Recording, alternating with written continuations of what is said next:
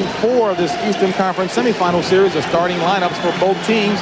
Of course, the change for the Chicago Bulls, Stacey King, and for the absent Scottie Pippen, same lineup for the Philadelphia 76ers.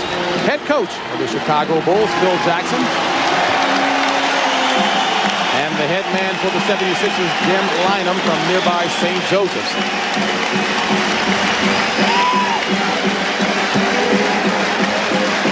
As far as the 76ers are concerned, Tommy, there is no place like home, and they plan to try and prove that today. The officials for today's contest, Earl Strom, the veteran, of course, Bill Oakes, and Jack Nees. Well, Barkley has to not let the double teams that were so effective in Chicago take the ball out of his hands. He did not do that on Friday night. Very effective early. Jaminski controlling the tap for the 76ers. This is Johnny Dawkins. Into Charles Barkley, who was simply a man on Friday night, starting off early with the basket. Well, you put him down there on the baseline and get a pick for him. Awfully difficult to double team. Jordan over Hawkins, and Michael Jordan getting off early. 5 of 6 misses from the floor in the first quarter on Friday night. He starts off quickly today. And that also was a key to the early good start of the Sixers. But Michael Jordan hitting from the outside, very, very good sign for the Bulls. Here's the double team developing. He tries to slide through. Before it totally gets set up, he ends up on the free throw line. That's what he was not doing out in Chicago, making quick moves to the hoop against those potential double teams. Just a monumental effort on Friday night. Charles Barkley, as I mentioned at the top, 34 points, 20 rebounds, 10 of those off of the offensive glass, and led the way offensively with 8 assists. You know, he's the emotional leader, and sometimes that's good, sometimes it's bad. But boy, did they feed off it. And what was bad there, Charles Barkley 0 for 2 at the free throw line. And Stacey King picks up his second personal foul, team second for the Chicago Bulls. King, of course, hoping to get off quickly today in place of Scottie Pippen. Dawkins being defended by John Paxson. Over Paxson. Johnny Dawkins needs a lot of confidence. He was hitting wide open jumpers out in Chicago on the doubling of Charles Barkley. Now they're letting him go for his shot unimpeded. He had 16 on Friday night. Michael Jordan misses the 3, rebounded by Barkley. This is what he did Friday, starting the break to Hawkins. And John Paxson right down, trying to take a charge, but right over the top. What a strong shot. A quick 6-2 lead by the Sixers. Grant. Jaminski with the rebound. Right now, here comes the speed of the Sixers, boy, and that's where it was so effective. Barkley rebounding, pushing it up the court after the rebound, much like Magic Johnson with the Lakers off the rebound, and there's 4 of them up there fast. That's where the speed advantage right now, without Pippen being in, might show up. A nice controlled shot by Hawkins. This is Stacey King operating on Mahorn. Rick with the rebound. Dawkins most effective when he's penetrating as well, Tommy, creating for the offense. Barkley operating on Horace Grant. And Charles very careless with passes on Friday night. 5 left on the shot clock. Jaminski. Mike Jaminski is a weapon in the potentially in this game, and certainly was the other night with that outside shot. Phil Jackson signals for a 20-second timeout as the Sixers have not missed from the field. 4 of 4. And Philadelphia too pleased to be back home. Game 1 in Chicago, all Chicago. They won it by 11. Michael Jordan, 39 points. Game 2, the same as Chicago, moved out and won that one, 101-96. Jordan, 45 points. Game 3 back home, completely different. Charles Barkley dominated from start to finish, both ends of the floor. 2-1 lead. Michael Jordan averaging 44 points in the series as he had 49 on Friday night. Well, he has taken his team on his shoulders, but they were not able in Game 3 to play their type of basketball, running aggressive basketball. And they need to try and do that this afternoon.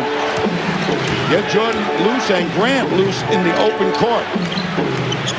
Key matchups for Chicago. Horace Grant on Barkley and King being defended by Mahorn. Jordan, always a key person, period. Michael Jordan with 4 points in the early going, and it's an 8-4 Philadelphia lead.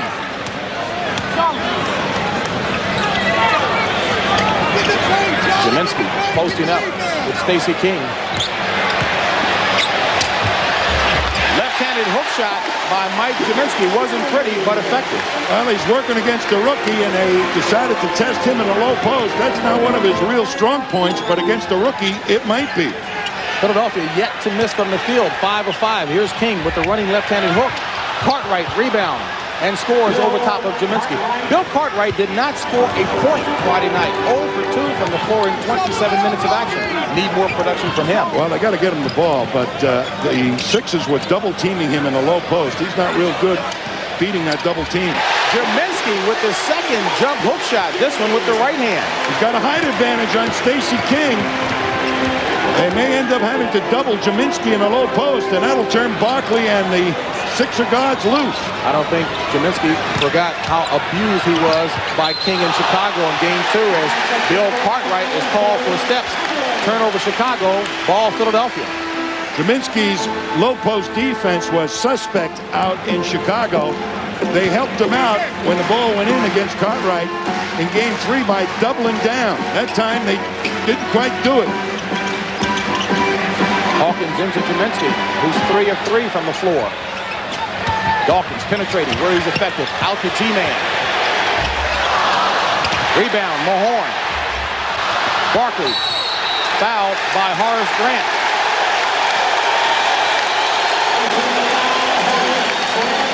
First personal foul on Horace Grant. Third team foul. This is where Barkley was immense in the third game. Mahorn puts it back off the glass, and Barkley really carves out space.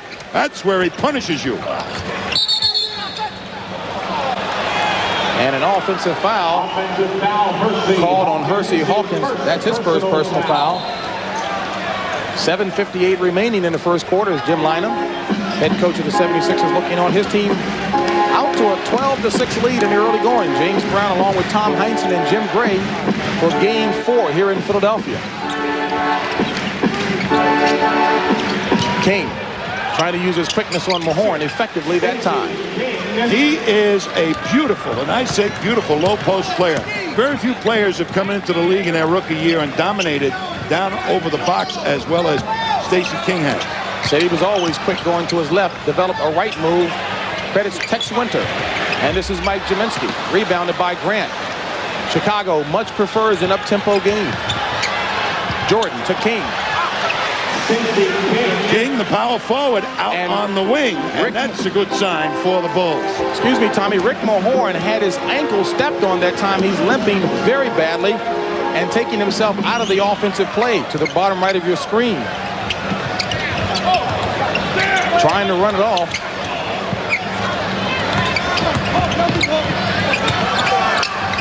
Mahorn passes inside to Zelinski. Mike Zelinski with 8 first-quarter points. What a surprise. Zelinski usually effective in this series from 18 feet. Now he's scoring inside. Jordan. A concentrated effort on Jordan's part, concerted effort to get off in the first quarter, unlike Friday night where he coasted through the first 2 quarters. And I think it's a good move on Jordan's part to establish what he's going to do early to help the emotion of his ball club.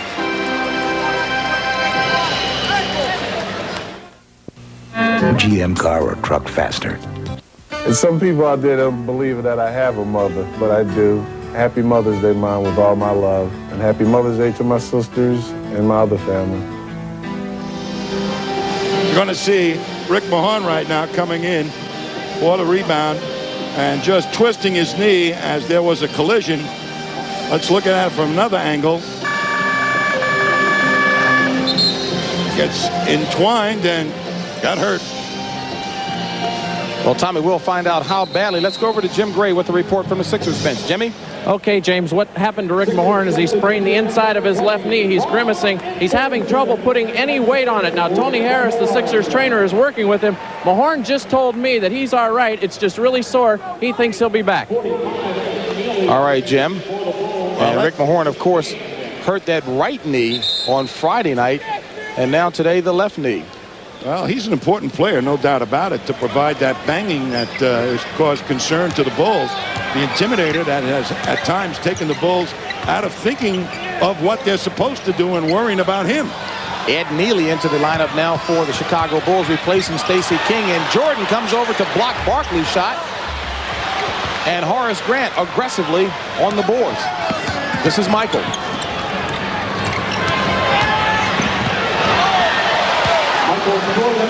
Great move by Jordan, little double pick up high, so on the up quick, Jordan just gets into the gut of the Sixer defense.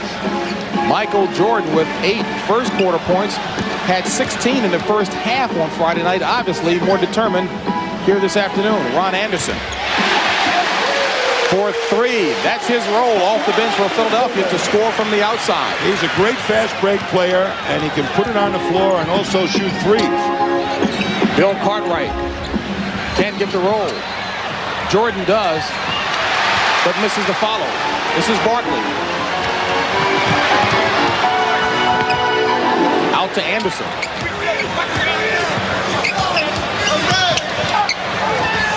Good defensive rotation by Chicago. Dawkins.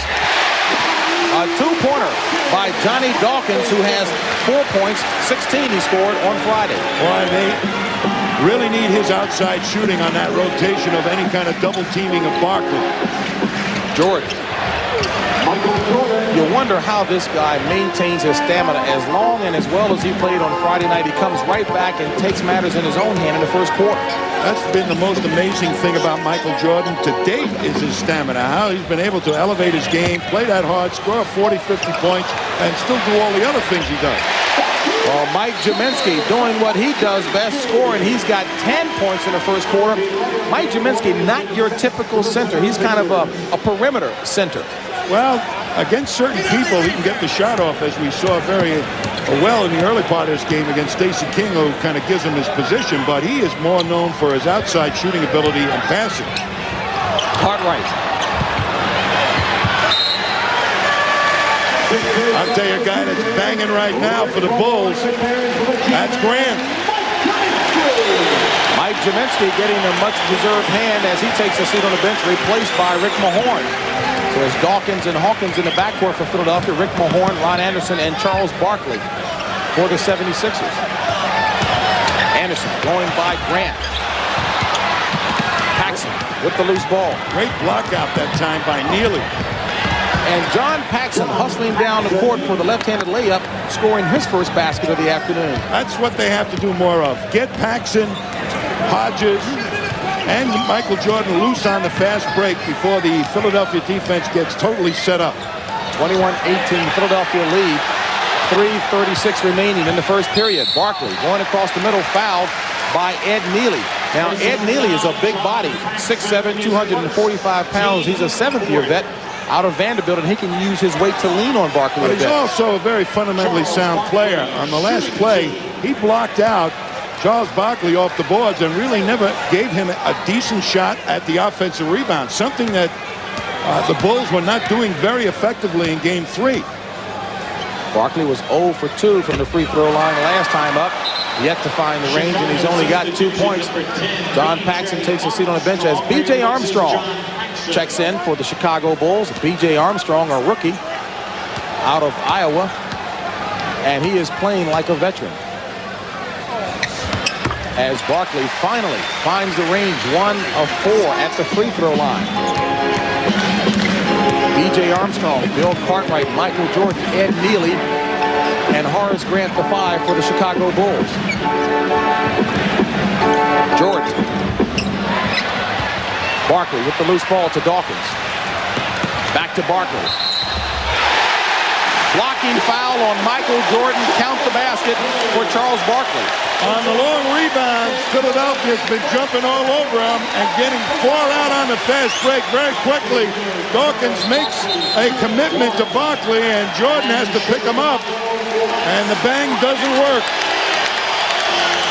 5 team fouls for Chicago. First on Jordan. And a 24-18 Sixers lead. NBA playoff action on tap for you today. Coming up next, it'll be Detroit against New York. Pistons lead 2-1 in that series, and some of you will see the Lakers against the Phoenix Suns. 2-1 Phoenix. When Ron Anderson is playing a forward spot and Charles Barkley, the power forward, they can throw 4 at you very quickly. Dawkins takes it to the middle.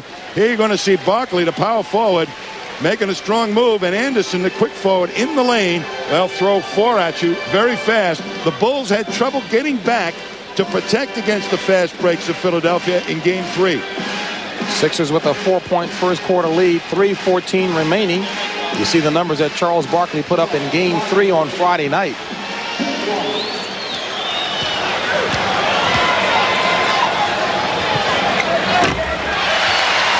Barkley improving at the free throw line, 2 of 5 now. He's got 6 points. Michael Jordan has taken 8 of the Bulls' 17 shots. He's only made 5. Horace Grant working hard to free himself, defended by Ron Anderson right on top of him. Tough shot by Horace Grant. Well, the Sixers have a speed advantage, but the Bulls have a size advantage at the forward spot right now, and they went right to it. B.J. Armstrong defending Johnny Dawkins. Anderson pushed out high by Neely. Should be a quickness advantage here for Anderson. Dawkins penetrating and scores. So Johnny Dawkins, when the opportunity presents itself, taking advantage of it. You don't always have to take the outside shot against the doubling defense. On the rotation, you can penetrate just like Dawkins did. 2 veterans going at each other, Cartwright and Mahorn. Great hustle by Horace Grant, who throws it away. Was being upended by Ron Anderson. But Grant showing real good aggressiveness on the boards, Tommy. They're trying to get Grant more involved in the offense, too. He's not one of their prime options and hasn't been, but maybe will be today. Well, someone's going to have to step to the floor with Scottie Pippen out his 20 points at home. Rick Mahorn can't get the roll. Jordan with the rebound. Nice pass to Ed Neely. So the big fella, Ed Neely, lumbering down court, open for the shot. Boy, and he took Barkley right off the boards, and Barkley got knocked off his feet. That's why he was wide open for the layup up the other end. Chicago determined to keep the game close, Tommy, so that they can keep it close. They know they are very confident down the stretch against the 76ers. Anderson. Loose ball foul as Charles Barkley gets the rebound, but pushes first. Barkley picks up his first personal foul. Watch the fight for position. Michael Jordan ends up with Barkley, trying to keep him away from the boards, a man-sized job. And Jordan gave the direction the foul should go. It's ours. 14 fouls on Philadelphia. 1:20 remaining in the first quarter. Dawkins with the steal. A 1-on-2, and Will Perdue picks up the foul. Great weak side defense that time by Johnny Dawkins. On the swing of the ball, he was already out in the passing lane, and Will Perdue should not have thrown that pass. Will Perdue, number 32, into the lineup for Chicago, second-year player out of Vanderbilt. This is Johnny Dawkins. Dawkins was very upset with himself Friday night when Chicago applied that full court pressure in the second half. Dawkins felt he should have handled the press a lot better. Well, I don't think Philadelphia in the fourth quarter really attacked the basket. The best way to beat a press defense is get layups. That means go for the hoop. Wow, it's like a bowling match. Mahorn took down 2 players, but Perdue gets up and comes away with the rebound. Jordan for 3.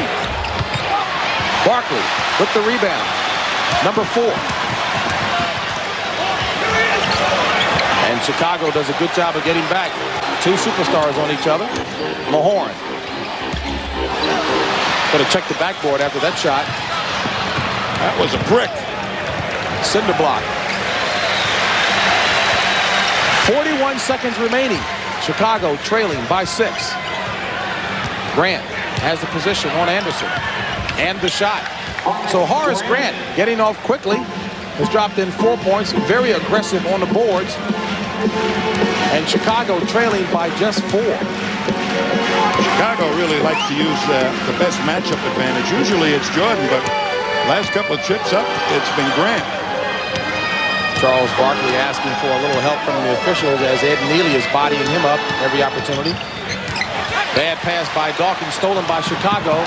Under 10 in the first quarter. Purdue on a nice pass from Michael Jordan. So Michael, although not accurate from the field, certainly playing playmaker. Hawkins fouled by Will Purdue.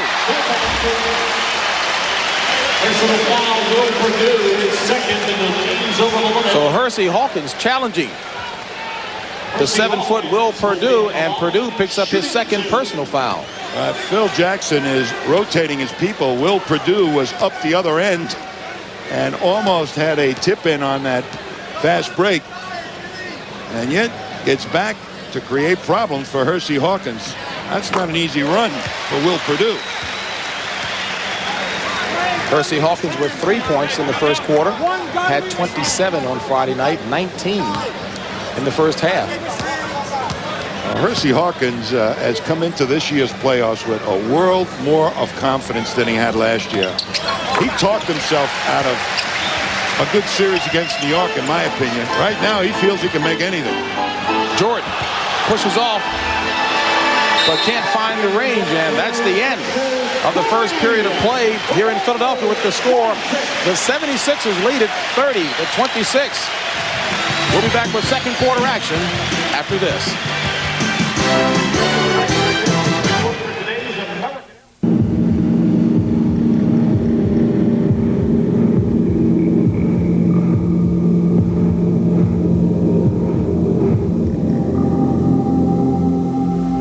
If it makes you nervous to have someone my size in your face, now you know how your kid feels when you're in his.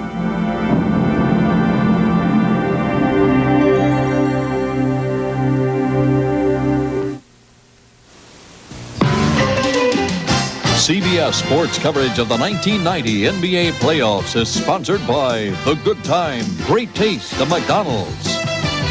Delta Airlines, we love to fly, and it shows. And by Jeep and Eagle, official vehicles of the NBA. A well-played first quarter here at the Spectrum in Philadelphia. Sixers nursing only a 4-point lead over Chicago, 30-26. And Tommy, a big difference from Friday night when the Sixers just exploded in the first quarter, got the lead up to double digits, high double digits at that. Chicago, good job. You'd have to say that this is just the type of quarter that they wanted to play. They took the emotion away from Philadelphia. They played an up-tempo game. Jordan got out in the open court, and they were able to use some good inside mismatches, establishing those with Grant. So you'd have to say right now, Phil Jackson has to be a happy guy. And as you look at how action in the first quarter sets up things for the fourth quarter, Chicago has a deeper bench. Philadelphia generally only goes 6 and maybe 7 deep because, of course, Derek Smith is out injured. The first guys that really break down in an up-tempo game are the big guys. So look at Mahorn, look at Mike Jaminski, and Jimmy Lynam is going to have to really be watching those guys as this tempo progresses. Scott Brooks into the lineup for the 76ers, along with Craig Hodges for the Chicago Bulls. This is B.J. Armstrong. Barkley, aggressive rebounding. Number 5. Oh, what a great defensive job by Will Purdue just to get down there and take that angle of attack away from Barkley. Mahorn with Neely defending, and he walked. So Mahorn trying to get a little too fancy on the pivot move, gets called for traveling. Boy, and Neely had some space between him and Mahorn, and he was playing him to the middle. Good defense that time by Neely. B.J. Armstrong, Horace Grant, Ed Neely, Will Purdue, and Craig Hodges, the 5 on the floor for Chicago. Shot by Purdue is short. Chicago doing a good job of getting back on D. They sure are, and I'll tell you, Purdue is number 1 in that department. Anderson with Grant defending. To Mahorn. Blocked and fouled. Well, getting that ball through on the baseline has to be a miracle because there were all kind of red jerseys right there, but they did. And the Bulls produced their own version of the no layup rule. They just banged Mahorn. Ed Neely picked up his first personal foul. Rick Mahorn, a 71% free throw shooter. They looked to Mahorn as the guy that really turned his team around. They were surprised that he was as good defensively as he really turned out to be. He's become their defensive quarterback. And Philadelphia is 7 of 11 at the free throw line, while Chicago has yet to take a trip to the charity stripe. Anderson with the steal. Nice pass. Hawkins has it stripped by Hodges. Craig Hodges missed about 15 games down the stretch of the season because of a sprained back, and he throws this one away as Anderson, with an alert defensive play, comes up with the steal.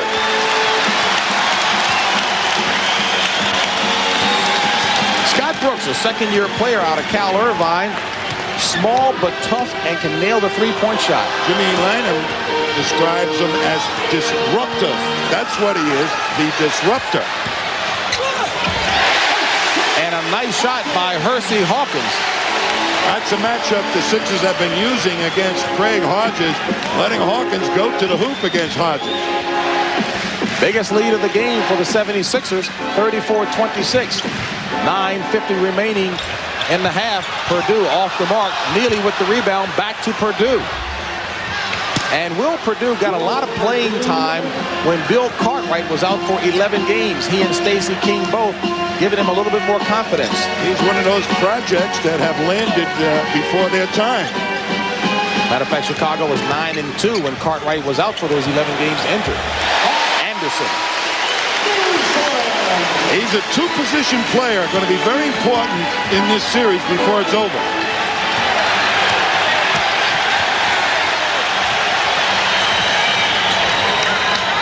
Purdue spins by Mahorn and scores the continuation basket. Will Purdue is really a very decent low-post player. He's got some moves, and he's got usually a good shooting touch down there. A break in the action. Chicago trailing by 6. Recently, Four Wheel and Off-Road magazine tested the latest imports and domestics to determine this year's 4x4 of the year.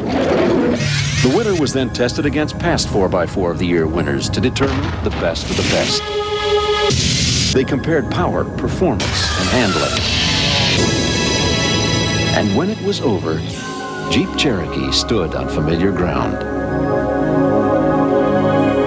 Get $1,000 cash back or 0% financing on Jeep Cherokee. Describe McDonald's in 3 little words. 3 little words. Big Mac, fries, Coke. Clean, clean, clean. Butch, Gerald, David. See, I met them all right here. Toy, Happy Meals. Fresh, deaf, cooking. Extraordinary, innovative, convenient. Filet-O-Fish. You know the one, McDonald's. Food, folks, fun. Yum, yum, yum. This is it. The Tour de Life, the race to win America's favorite light beer, has reached New York. Excuse me, fellas. I'm looking for New York. Big place, tall buildings. Subway. This is when many cyclists say they hit the wall, but they push on. Why? Because it's there, at the finish line, a lifetime supply of Miller Lite. And now, it is anybody's race. All right. Looking good.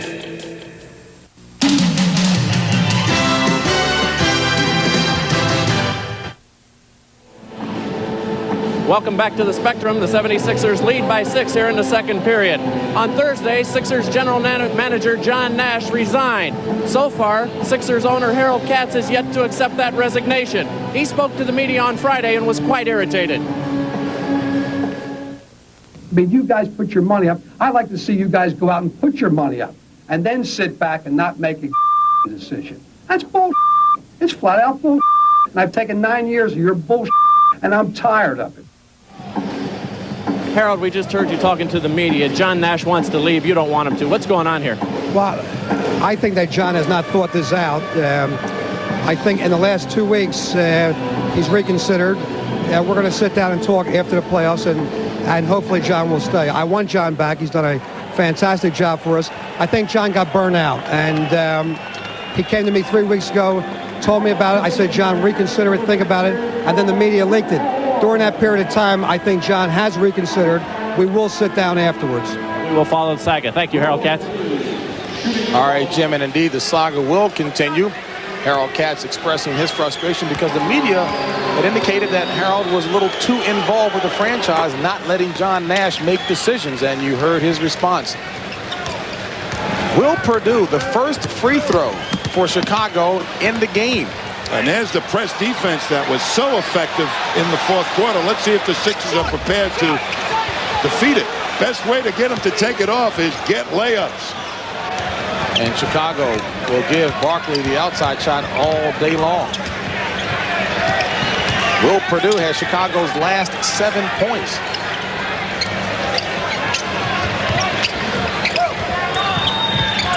Armstrong. Philadelphia ball.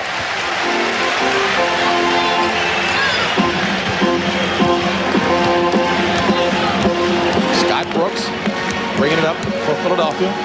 Well, to harass him in the backcourt right now, that takes some clock time off the 24-second clock. Doesn't give him an awful lot of time to run their half-court offense. And Perdue can't find the handle on the rebound off of his teammate Horace Grant. Stays Sixers ball.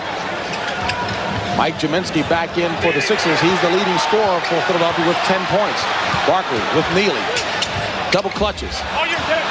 The good help by the 7-footer Will Perdue forced Barkley to double clutch. He sure did, and Barkley kind of could have taken it right through there. He's favoring the fall-away jump shot right now. Grant.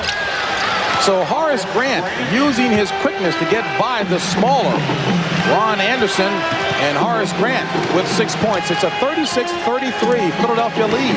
Now the tempo, Tommy, is more to Philadelphia's liking. This is B.J. Armstrong. Nice pass back to Perdue, blocked by Barkley. Here come the Sixers. And a technical foul is called on either Will Perdue or Phil Jackson. Both were mouthing off. But they took a layup away from the Sixers while that argument was ensuing. Phil Jackson up as Philadelphia had a real good fast break advantage. Will Perdue claiming that his shot was goaltended on that Chicago fast break thrust. And Jack Nees promptly assessed the technical to Will Perdue. So Hersey Hawkins, an 88% free throw shooter on the regular season, will shoot the technical. And gets the familiar roll from the hometown rim. You know, Hersey Hawkins is what I call a middle finger shooter, not an index finger shooter. Which means sometimes you're going to have bad nights because it rolls off the right side of your hand, not the left side, the thumb side. Sooner or later, when they become pros, they start working at, get down and get the ball on that index finger. The pointing finger. Jaminski, 12 points. The jump hook shot is working extremely well for Jaminski. 6 of 8 from the field. Going one-on-one down in that low post against Perdue, the big guy. And boy, the fans have been on Jaminski hard here in Philadelphia, so this is somewhat retribution time for him. Anderson with the rebound. And Chicago stopping the Philadelphia fast break with the double team. Thornton.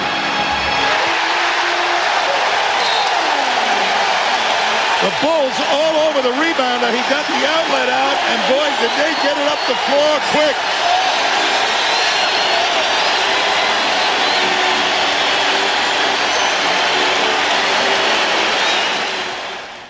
Schick, the official razor of the NBA, presents Close Shaves. The defending NBA champion 76ers are surprised at home by the inspired New Jersey Nets.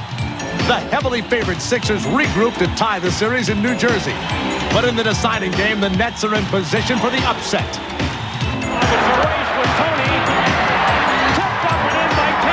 The Nets celebrate a 3-point close shave victory. I'm Mike, Paxton brother nobody knows. Who is that guy? I'm Mike. We all shave with the same razor, Slim Twin disposable. Slim Twin. Slim Twin. It's got a narrow head. Like Mike. I'm Mike. Yeah, so you can shave hard to reach places. Men prefer the Schick Slim Twin over Good News. The Slim Twin disposable reaches every place on every face. Guys? No autograph. Sorry. From Schick. Who's got the marketing plan? I do. Sales forecast. Right here. Presentation boards? Murphy's got them. Where's Murphy? This is the final boarding call for Delta Flight 6. Maddie Klein knows careers are riding on Delta flights. Mr. Murphy? Yes. We better go. Nobody told me you had a cast. Nobody knew. Our passengers should now be on board. Maybe that's why more business people fly Delta than ever before. Mr. Murphy, you have a nice trip. Thanks. Already had one. Delta, we love to fly and it shows. Many of golf's sharpest shooting legends have won this tournament, as tradition-rich as Texas itself. The Southwestern Bell Colonial next weekend. Chicago has improved its field goal shooting, but Philadelphia is doing one better with some substitutes. Mike Jaminski, 12 points, 2 rebounds, and the Philly outside shooting, specifically Hawkins, Dawkins, and Anderson doing the job, and Philadelphia enjoys a 41-33 lead with 6:47 remaining in a half, and Phil Jackson and Will Perdue were beside themselves on this block, Tommy. Well, you're going to see right now, fast break thrust, hard push, and Perdue on the trailer, and B.J. Armstrong, but you watch this play. That ball just was practically just a half an inch out of Perdue's hands when our guy, Charles Barkley, whopped it away. So no goaltending on that one. Just great defense by this man.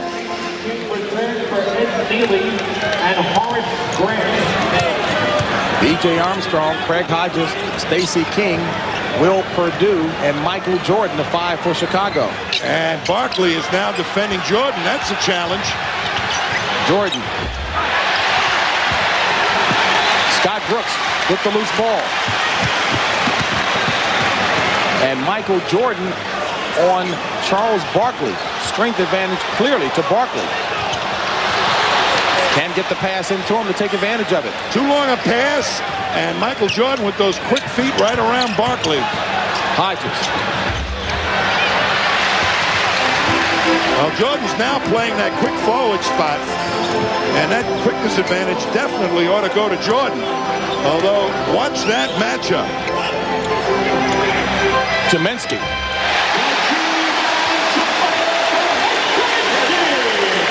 Mike Jaminski is on fire. 7 of 9 from the floor. 14 first half points.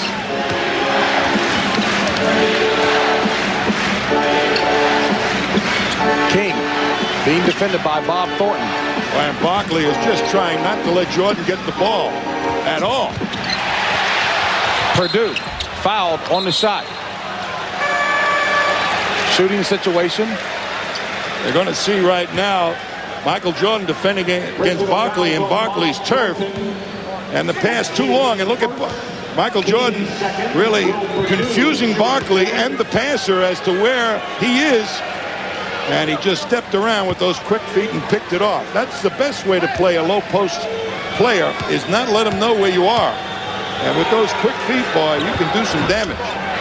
Perdue misses the second. Bob Thornton was assessed a personal foul, his first, team second for Philadelphia here in the second period. Horace Grant back into the lineup for the Chicago Bulls, replacing Will Perdue. And Will Perdue played one great stint there. He hustled and went back, and for a center to get back and protect against fast breaks, that's a big effort. And Perdue sits with 8 points, having scored 8. Johnny Dawkins back into the lineup for the Sixers, replacing Scott Brooks. Jordan. Grant with the rebound, fouled by Bob Thornton. So Horace Grant continues his aggressive play going to the boards, and rewarded with the trip to the free throw line. Well, he's being defended right now, I believe, by Ron Anderson, and Ron Anderson is not a power forward.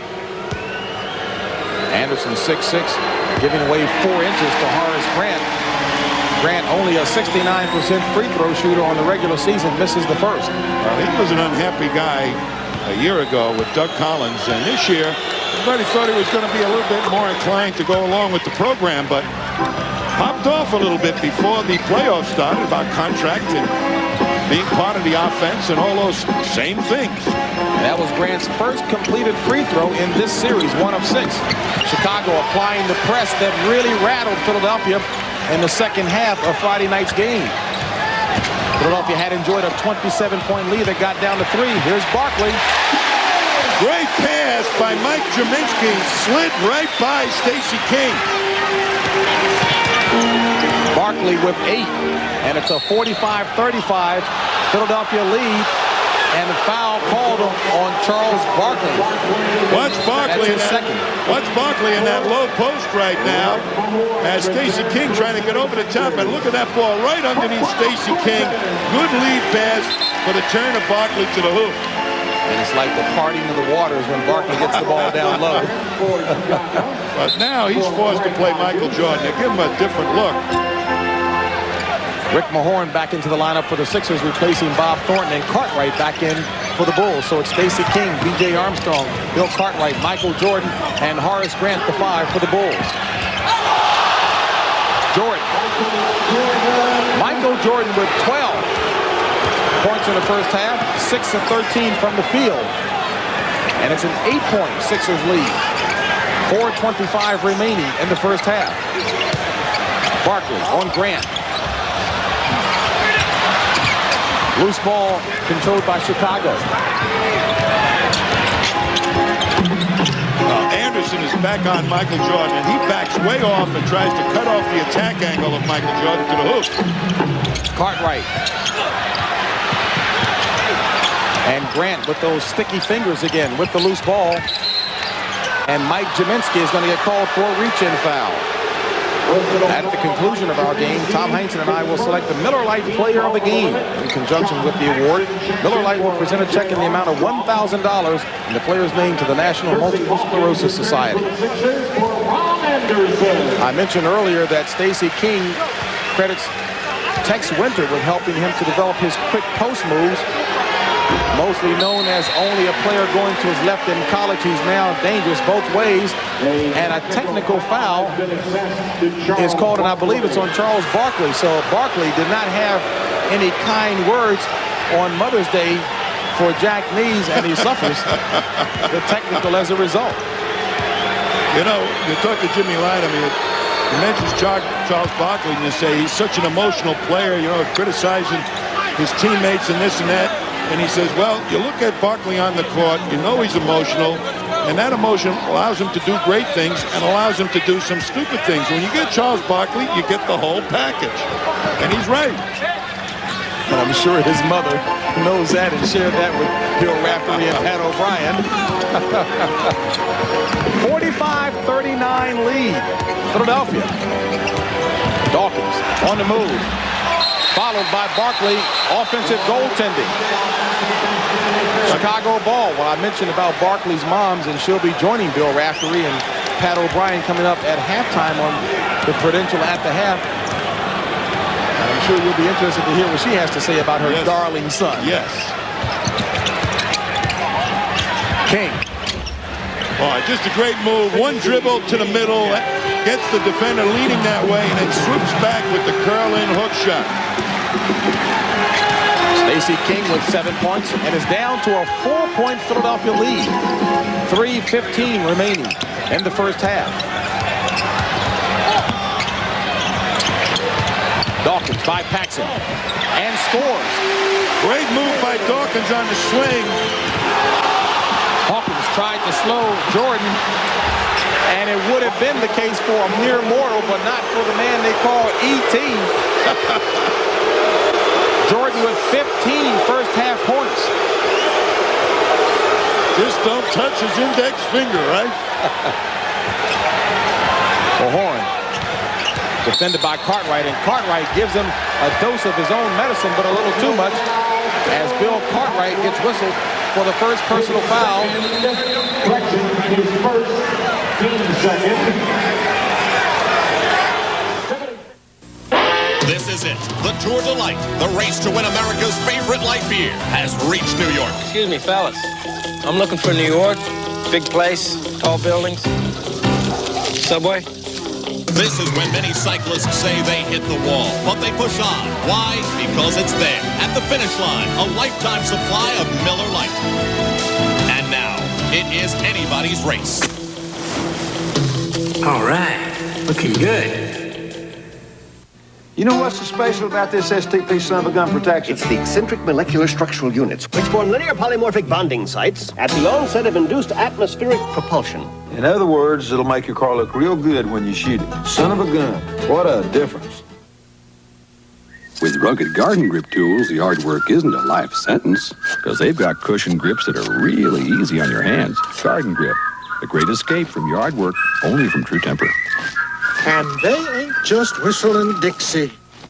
Can you describe the experience of driving your new Eagle Talon in 10 seconds? I could, but I'd rather show you in 6.3.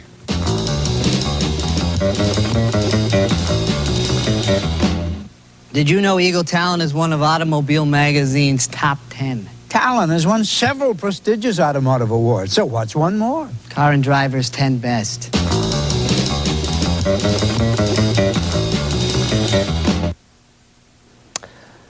We'll get you back to the Spectrum in a moment. I'm Pat O'Brien in New York City with a reminder that coming up on the Prudential at the half, we'll check in on our doubleheader sites where the Knicks and Pistons are getting set for Game 4 downtown, and likewise the Lakers and Suns in Phoenix. And we'll show you what it's like to have the ball in your hands as the clock winds down and the game is yours to win. All that and more at a familiar place, the Prudential at the half. Right now, let's go back to James and Tommy. All right, Pat, and it certainly looks like they're having a lot of fun back there in New York. Chicago trailing by 4, and certainly a major key for Philadelphia today. Tommy will be defending the multifaceted one, Michael Jordan. You got to take away the direct approach to the hoop. You're going to see this would be the direct approach to the basket. You're going to see Ron Anderson try and force Michael Jordan off, angle him off the basket, make him take a poorer percentage shot, cut off the direct route once, twice, must pull it back out. No forcing that time by Jordan. In Game 3, Jordan took some pretty tough shots for him with good defense by Anderson. And Tommy, you commented that Philadelphia did an excellent job of defending Michael Jordan, cutting off the angles, and yet he goes out and scores 49 points, 33 in the second half, 24 in the fourth quarter. But he didn't do it in the first half, and that's when Philadelphia got the big lead. And he scored the points on off the press defense, getting out in the open court. Jordan, accustomed to kind of being on cruise control in the first half, obviously has shifted gears considerably here in the first half today. 2:25 remaining in the first half. Mike Jaminski, who just can't miss. You hear a number of players and coaches talk about being in the zone. Well, this may be Mike Jaminski's zone. He's got 16 first half points and has hit his last 4 shots.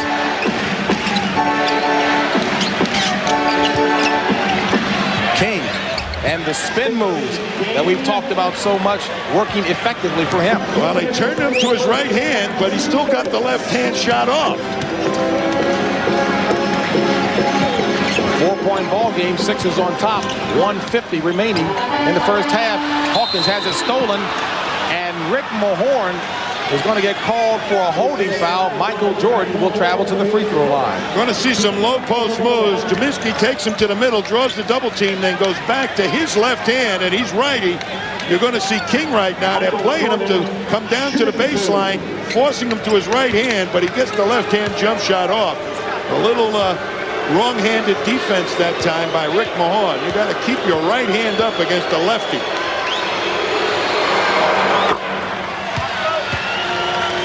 Michael Jordan, 7 assists to go along with his 16 points. Make it 17. Tommy, you talked about, again, wrong-handed defense. Is it a natural move for a player to go up with the left hand, a right-handed player to go up with the left hand on defense? Yeah, it kind of is. And against a right-handed player, you ought to have your left hand up. Your strong hand, if your right hand is your right hand naturally, you got to learn to play defense against the right-handed players with your left hand. I got you. Vice versa. Well, you need a few hands to play against Michael Jordan.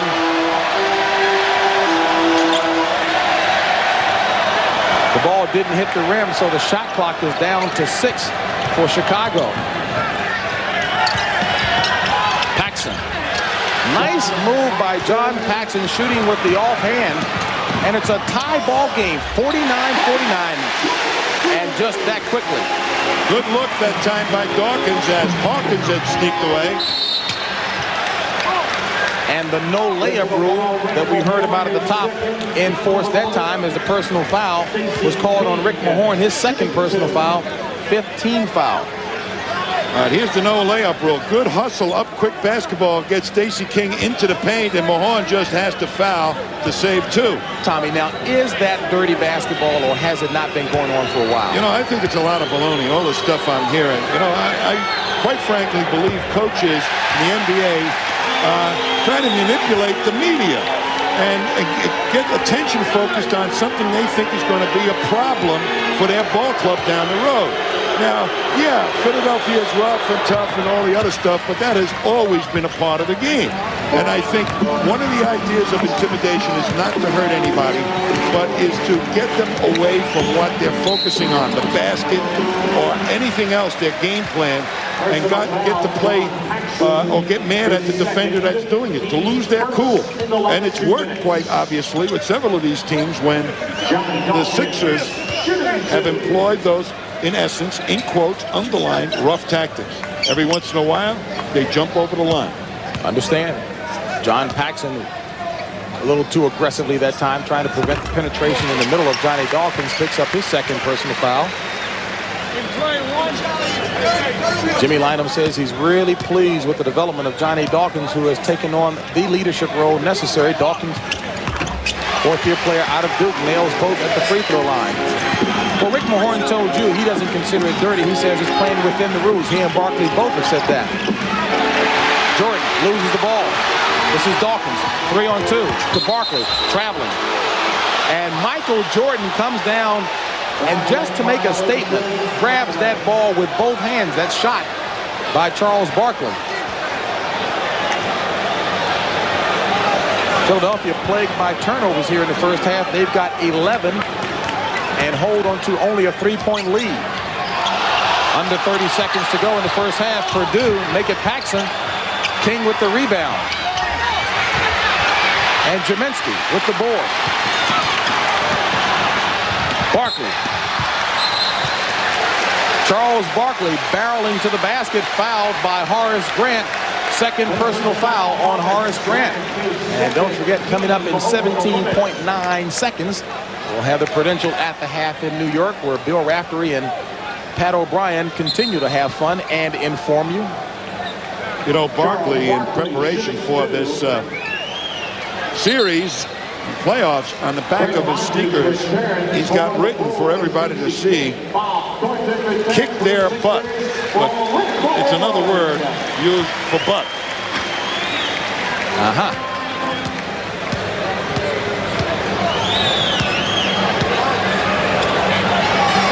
Little things like that Barkley kind of gets your attention with.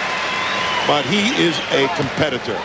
And right now, he has not produced in this half as effectively as he did in Game 3.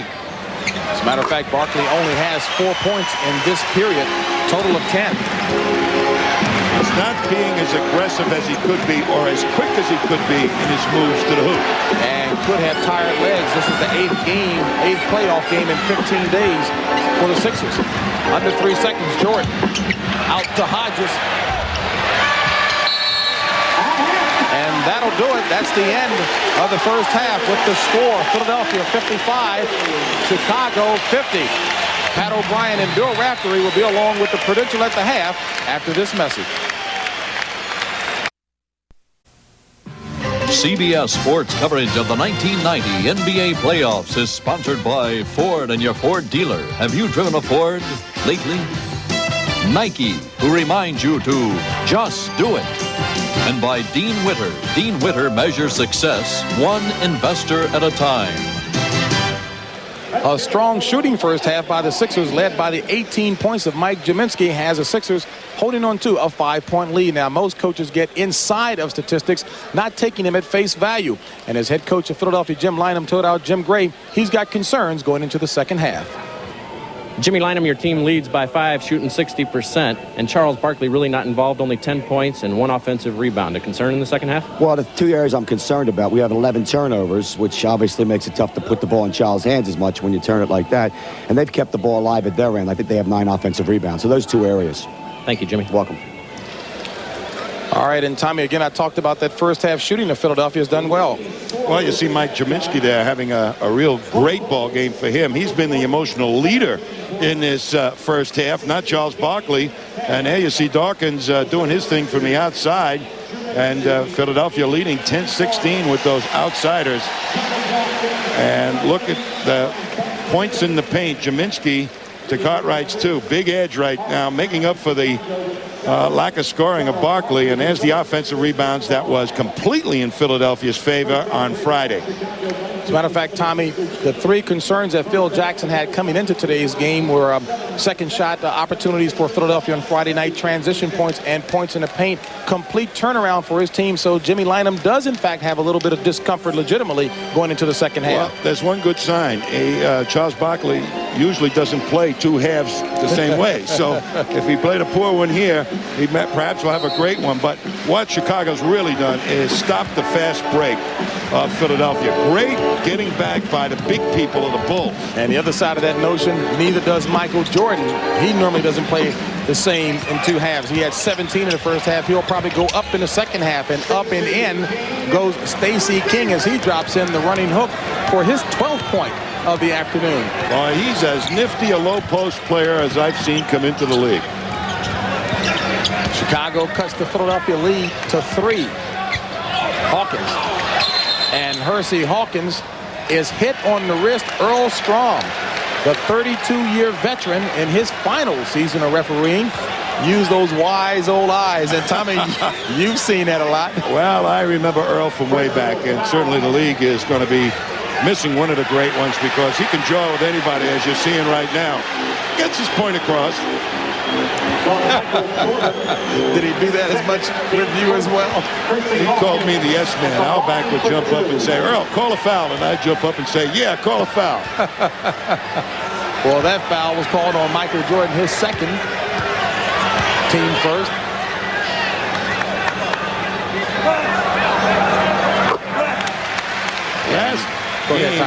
Last game, the Sixers really fed off Barkley's being double-teamed. They solved that problem beautifully. And the Bulls have packed it in a little bit more so that the likes of Hawkins and Dawkins cannot penetrate as effectively. And Barkley himself is having great difficulty in that area. Hawkins gives the Sixers 5-point lead again. Cartwright. And Cartwright still not effective from down low. He has only 2 points, didn't score a point in game 3. Jordan strips Hersey Hawkins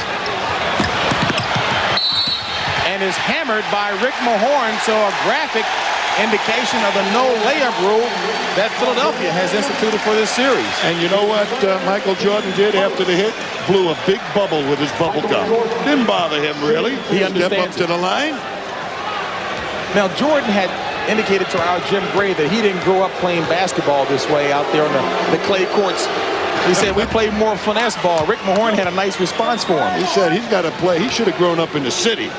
That's where you learn all this other stuff. Well, Jordan learned everything else from somebody from Mars, indeed, because he is definitely in a world all his own. Michael Jordan dropping in his 19th point. The lead dwindled back to 3.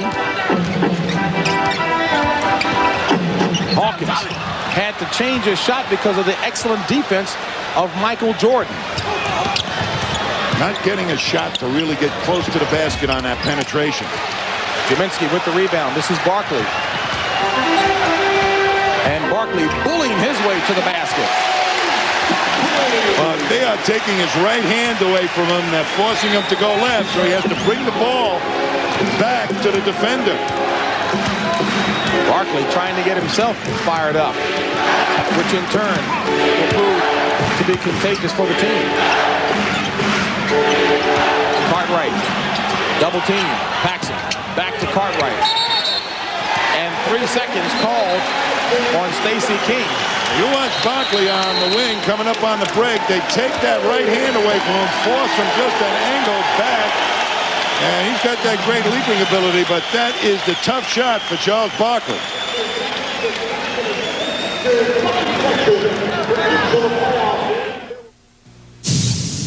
Welcome to the ninth. The excitement continues here on CBS. NBA playoffs, Eastern Conference semifinal action. Detroit and New York up in the Garden. Patrick Ewing with 45 yesterday. And out west, the Phoenix Suns have taken a 2-1 lead over the Los Angeles Lakers. And some of you will see that. Right here, an excellent game being played in the Spectrum. Game 4 of this Eastern Conference semifinal series. Chicago trailing the Sixers 59-54. Charles Barkley and Michael Jordan. Michael Jordan doing the job with 19 points. Barkley with 12.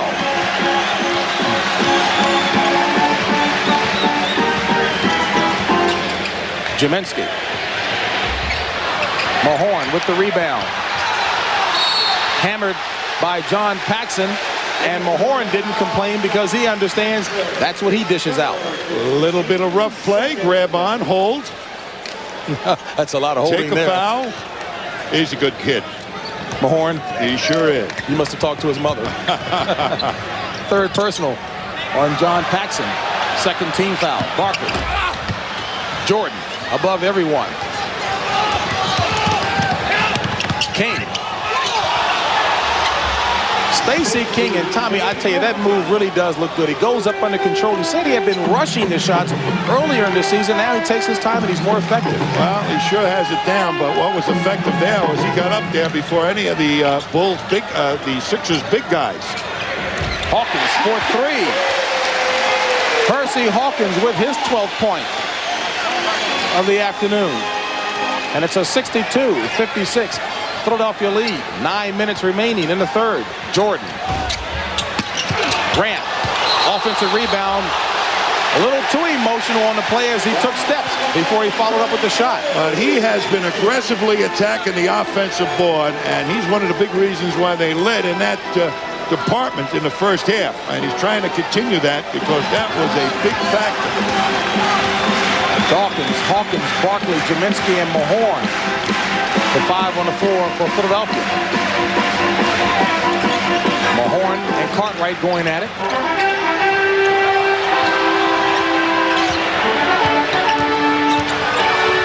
And Mahorn leaning in but can't get the roll. Paxson, nice pass to King. And Stacy King at 6'11", outrunning the 6'3" Hawkins. Oklahoma basketball. Everybody runs out there. Billy Tubbs' specialty. Hawkins for 3. Second three-pointer for Hersey Hawkins. And just that quick, he's got 15 points, and the Sixers lead it by 7.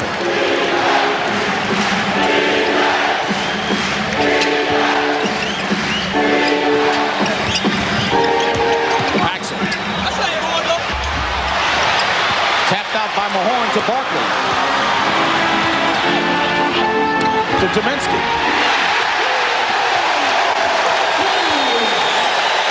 Great look that time by Charles Barkley.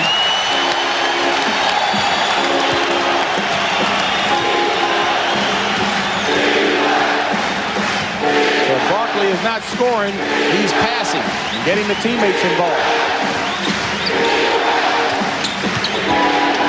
King out-quicking Rick Mahorn down in the blocks. And boy, is he playing with an awful lot of confidence. Stacy King with 18 points.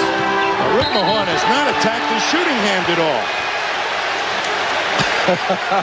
Now the official reacting to Rick Mahorn, Billy Oakes thinking that Mahorn is going to go back at Cartwright. I got to get my good spot here. How many times have you seen guys that he was defending end up on the floor? He knows what it's like. But you know what's really funny? They asked Rick Mahorn, they said, why are you guys wearing black shoes? And he said, well, we thought about pink and about lavender type shoes, but we're not that kind of team, pink or lavender. They are that kind of team.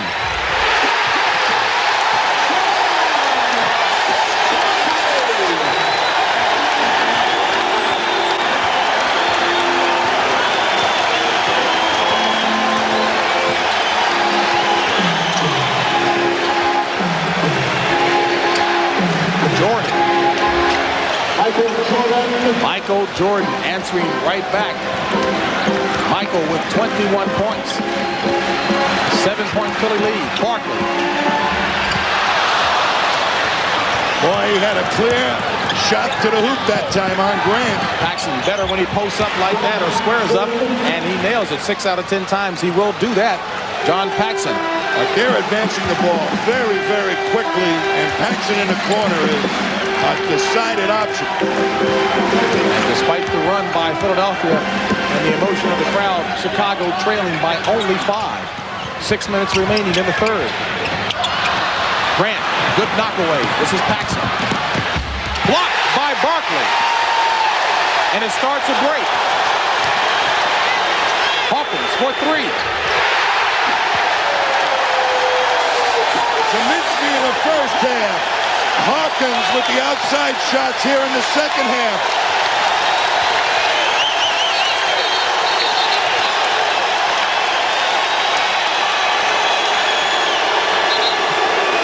And Billy Oakes catches Rick Mahorn with a little too much aggressive play. He's got the foul. All-out hustle by Barkley, who created the turnover, saves 2, keeps it in bounds, and they get it up quickly for the three-pointer by Hersey Hawkins. 4th personal foul on Rick Mahorn. He takes a seat as Ron Anderson replaces him in the lineup. Jordan, sweet move. Barkley, good rebound.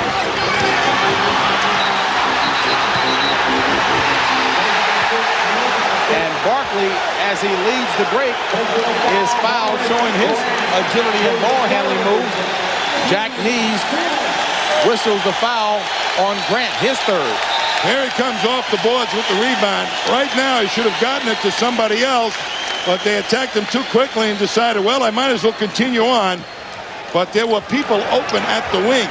And at least in the film room, before practice, they can say, I made a stab at it, but they didn't go wholeheartedly after Barkley. Anderson. King runs it down, stolen by Hawkins, and hammered by Cartwright. And again, Tommy, the interaction between Cartwright and Hawkins indicates they understand you don't come in for easy layups. Cartwright helped them up. That's a hard foul, and that's what they said are going to happen in this series. Good steal here by Hawkins. Takes it strong. Their center, the power guy, puts him down. No hurt. But what the intent of all that is by both ball clubs is to let everybody know that you have to watch me at least and take your eye off the basket. Technical foul was called on Charles Barkley, and Jordan misses the technical free throw. But back at this end, Hersey Hawkins will go to the free throw line after being fouled by Bill Cartwright. Well, while we were doing that replay, I missed what happened with Barkley, but that seemed like a foolish technical. And that's one of those indications of what Jimmy Lynam meant. When you take Charles Barkley, you have to take him all. Take the whole package.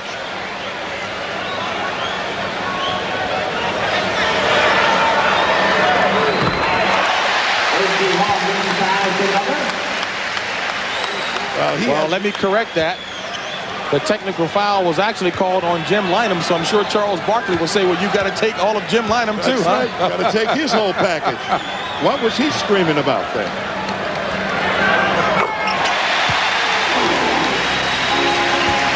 Hersey Hawkins has been the emotional part right now, pumping emotion into his ball club. Barkley did in Game 3, and Hersey Hawkins and Jaminski in Game 4. Dawkins to Anderson to Jaminski.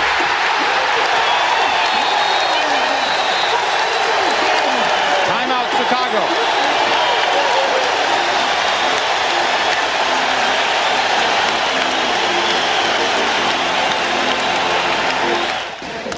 You're going to see a classic fast break. Mike Jaminski, the center, fills this wing. Ron Anderson fills this wing. They get the ball into the middle, dribble up against a two-man defense. And do they make that bottom man of the defense react with a good thrust by Anderson on the left wing? Here's Jordan has to go for that move, and it leaves Mike Jaminski wide open for the layup. Great fast break basketball. And a 76-64 Philadelphia lead. I saw Charles Barkley complaining to the official and thought the technical was on him. It was actually on Lynham. Jim Gray has a clarification. Just before we went to break, Jimmy Lynham and Earl Strom went after each other, and Earl told me in between the break he's not going to take any more guff from any of the Sixers. He told them they're the toughest team to officiate, and he's not going to take it anymore the rest of the game the next time you're out. But Jay Beach? He's only got a couple more weeks. You think he could survive a couple of more weeks? After 32 years, Jordan. What a play by Jordan. And Percy Hawkins looking for a jump shot, and he just whisked right by him with the finger roll. I had asked the Philly players if Hawkins had lost his confidence after game 2 trying to defend the all-world Jordan. They said no, he wanted to come home to give him some of the medicine as well. And Barkley dropping in some medicine. 14 points worth. Balanced afternoon for Barkley. 8 rebounds and 2 blocks. DJ Armstrong, Stacey King, Michael Jordan, Horace Grant, and Will Perdue, the 5 for Chicago. As the double team of Jordan in the low post. Stolen by Philly. This is Barkley. Well, no hard foul on Barkley. DJ Armstrong saying, I want to be able to get up tomorrow morning.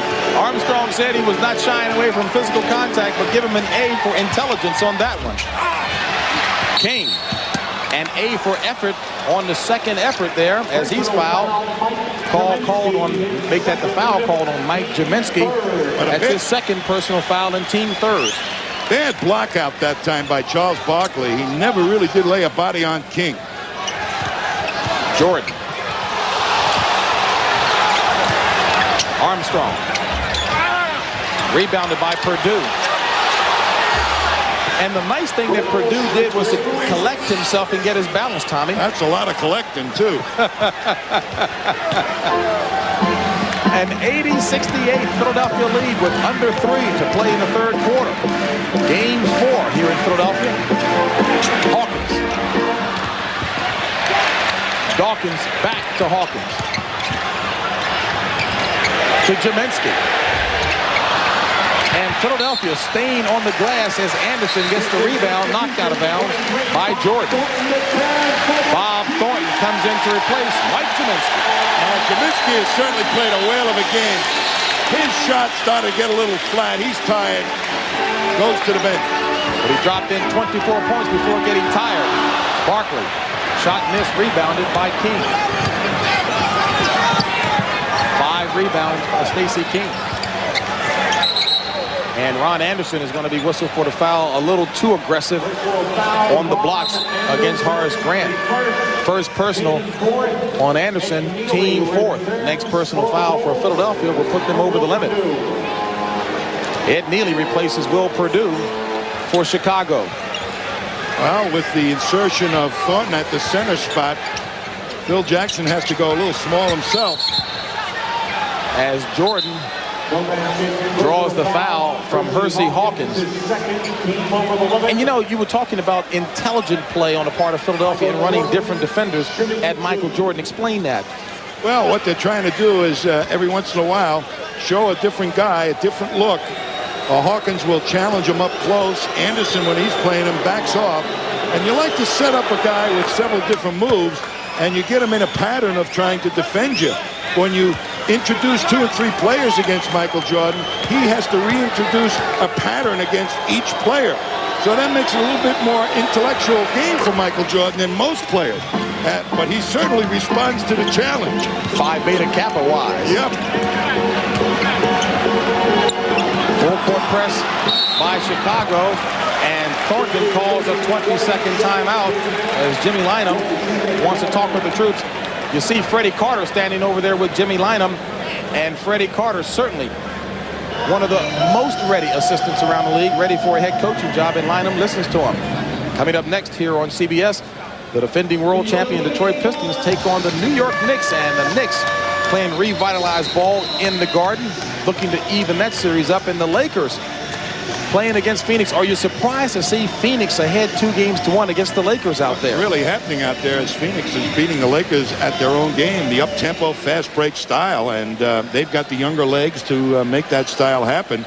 but they've also got Mark West, who's a big banger underneath the boards. I think he's going to be a key player in that series. And Jeff Hornacek had a whale of a game yesterday. Many GMs around the league say he's the most underrated player in the league. And what Lynham didn't like there, a turnover as Philadelphia throws it away. Usually when you come out of a huddle, a coach would love to see you execute and score. Not like that, though. Well, they didn't even inbound the ball, obviously, but they've got to solve this press. It was very effective, and the only way you get a team to take it off is attack the basket, make layups. It demoralizes a pressing defense. And Michael Jordan being defended by Hersey Hawkins. Hawkins with the loose ball. 3-on-2. Barkley. Too hard. Followed by Hawkins. Barkley has made 3 moves going strong to the hoop and just couldn't put him down. 15 points this period for Hersey Hawkins. He's got 22. And King. Fortunate he didn't have the charging call made against him. Instead, whistled for the walk as Bob Thornton showed good defense.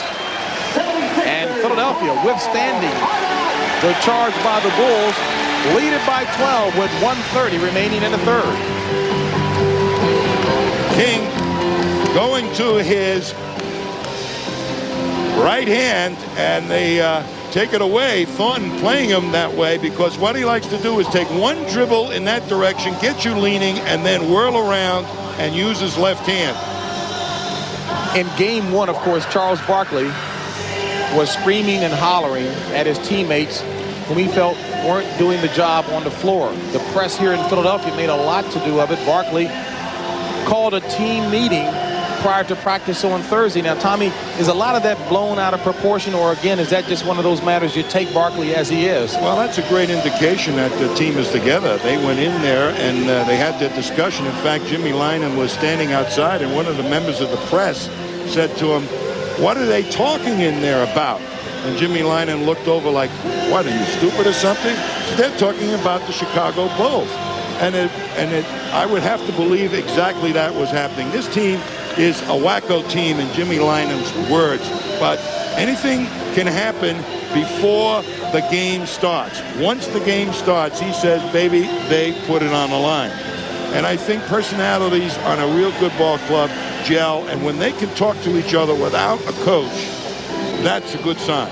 I wonder if that's a sign that he's working overtime upstairs in his head, getting ice applied to the noggin as opposed to the knee.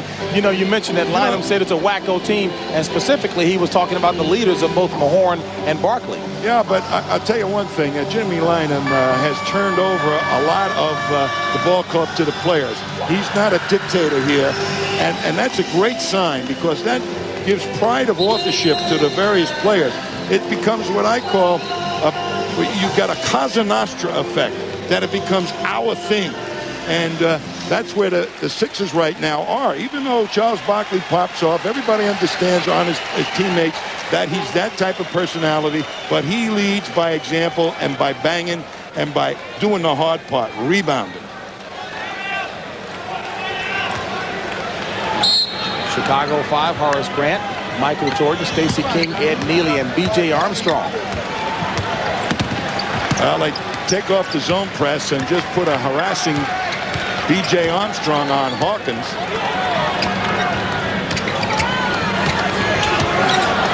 Under 10 on the shot clock. Anderson on Grant. And Grant got those long arms up to slightly alter that shot. What a great block out once again by Neely, as Barkley couldn't smell the offensive board. Jordan only 9 of 21 from the field. King, that's a high percentage shot. Right-handed, too. 20 points for Stacey King, an opportunity to make it 21 as Charles Barkley picks up his third personal foul. Well, we'll watch him swoop down the lane right now. It goes outside. They double team, and here's King swooping down from the head of the key wide open. But King, there's a rookie story about him. They didn't like the food on the chartered flight, so they sent him out to get chicken in the box. He went to get it, got in the car, came back, and as he's driving up to the airport, their chartered flight is taken off, and he ends up with 12 chicken in the boxes and had to pay for his plane ticket the next morning. That's what they do to rookies. And Charles Barkley does what he just did to rookies and veterans alike. And Michael Jordan, equal opportunity abuser. Does it to guards, forwards, centers. 25 seconds remaining in the third. Philadelphia leading 84-75. Barkley, there comes a double team. Over to Anderson.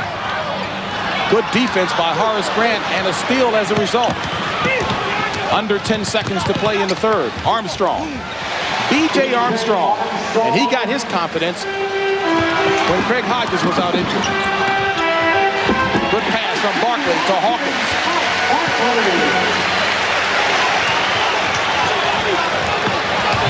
Jordan. So that's the end of the third period with the score. Philadelphia 86, Chicago 77. And we'll return to the Spectrum after this message and a word from your local station.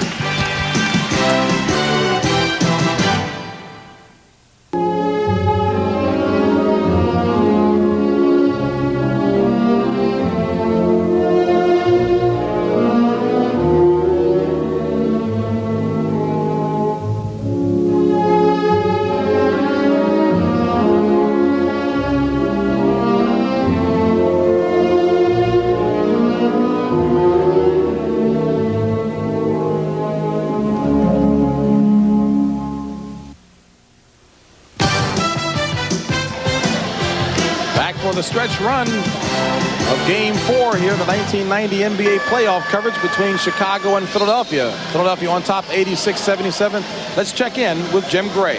Well, James, Phil Jackson just told his guys in the huddle, we were down 27 points on Friday night. Now we're only down 9. We don't need any kind of effort like that one. We just need to play smart, get back on their fast break, and if we have to take some hard fouls like they do, let's do it. But we can come back. We proved it the other night. James? All right, Jim, and Michael Jordan was on the bench when his team was down by that far and asked Phil Jackson, let me back in, let's make a run at it. Had trimmed the Philly lead to 3 points, so certainly it can be done. Scottie Pippen, of course, is not here, and that's going to sap the quickness a little bit at this key juncture. And a quick defensive move by Jordan blocking the Thornton shot. He likes to play scrambling defense. Read what's going on and then use his quickness to get in there and defend or steal. And Bob Thornton smacking Stacey King. You're going to see a great look by Barkley down inside to Thornton, but there's Michael Jordan just waiting at the pass to cut him off. Elaborate on Pippen's absence. How do you assess it at this point? Well, they've had to use all their quickness just to get where they are right now. Again, in that pressing defense, his quickness at the quick forward spot would have been a real plus. Plus his offensive ability. And Ed Neely showing some offensive ability as he bulls his way in for the score. You know, sometimes you make a mistake with a guy like Ed Neely. Here's Jordan. They go and double team him, and Barkley's just saying to himself, well, it's Ed Neely. Well, Ed Neely is smart enough to step in when the opportunity is there and make layups. You can't forget about Ed Neely. Neely is a very fundamentally sound player. Neely forced Barkley into his 4th personal foul, and Chicago has trimmed the Sixers lead to 6 with 11:10 remaining in the game.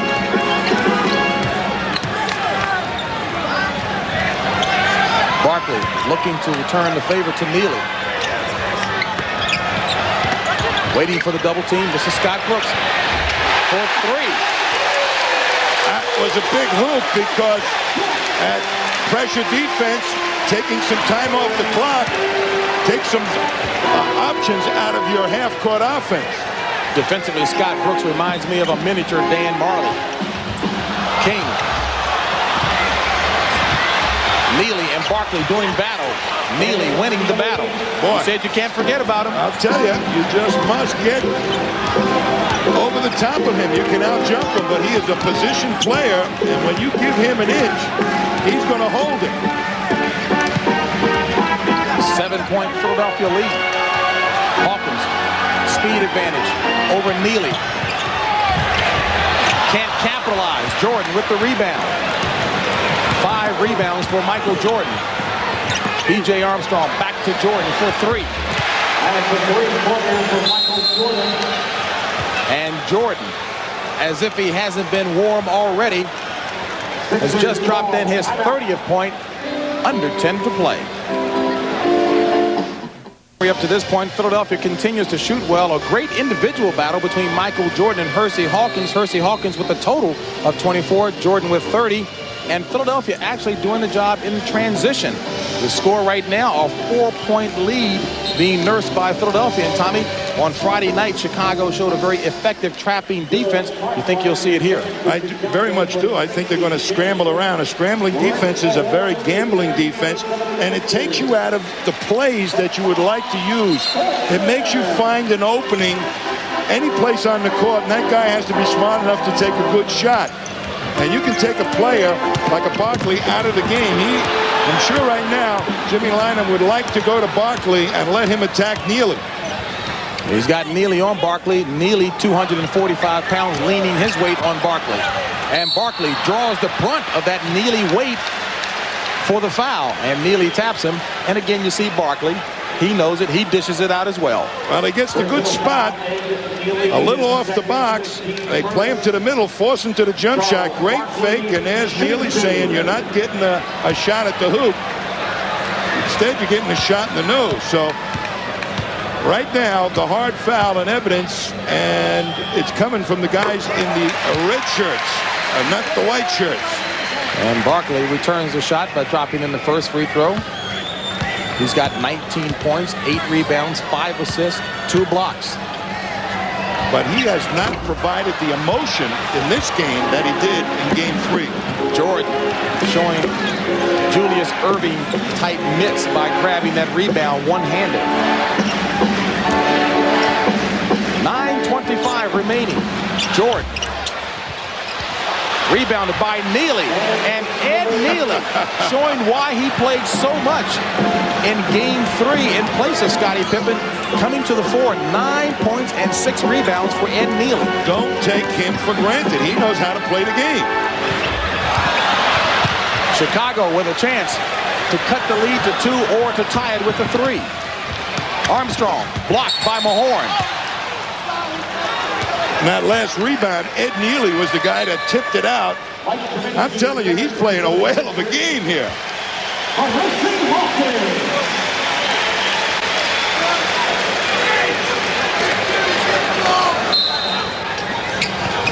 Jordan over top of everyone. Well, what do you do on a play like that? He just simply out-leaped everybody. There's nobody up there with him to stop him. You need a tennis racket to help you on defense with that. 32 points for Michael Jordan, down to a 1-point Philadelphia lead. Barkley stripped by Jordan. Brooks under 5 on the shot clock. Anderson forces it. A fresh 24, and Jordan make that. Barkley is hammered from behind by B.J. Armstrong. I'll tell you what's going to happen in the next ball game.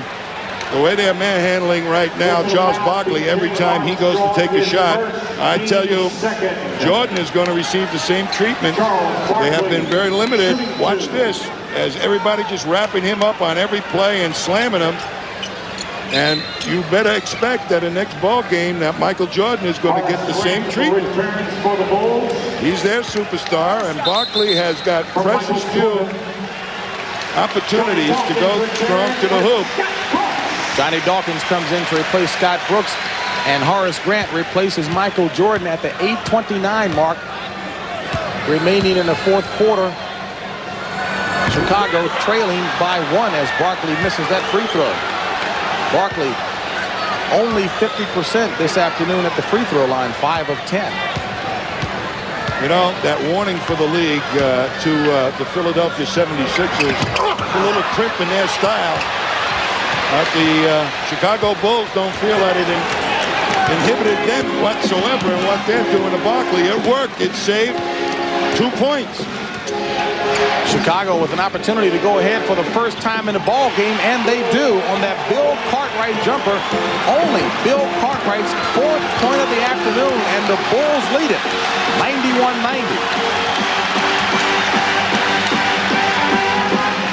Mahorn defended by Cartwright. And Cartwright, the 11-year veteran, pushes Mahorn on the pass. That was like a rookie move that time by Bill Cartwright. No reason for him to force that play the way he did. Fourth personal foul on Cartwright as Barkley goes out. So it's Dawkins, Anderson, Hawkins, Jaminski, and Mahorn, the 5 on the floor for Philadelphia.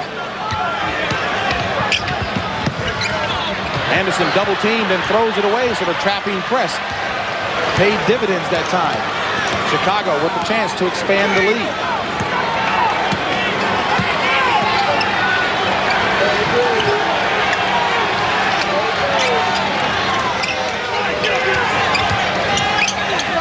Under 5 on the shot clock. Armstrong's got to get it up. And the 24-second clock catches him before the basket by Bill Cartwright. Little trapping double team on Anderson in the corner. Best place to trap. No passing angles. Bad pass way out high as Dawkins never got too close to him.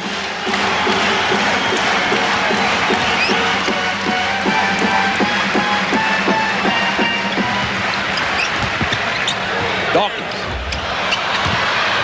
B.J. Armstrong playing confident basketball. Over to Hodges. And Hodges with the running baby hook. And it's a 3-point Chicago lead with 6:44 remaining. When you play the scrambling defense, it takes you out of your set plays. You have to make good basketball moves, find the open man, know that you have a shot. And Hodges hammered Hawkins from behind. Well, the Bulls said they would approach this game as if Scottie Pippen had a sprained ankle. Thus far, they're right.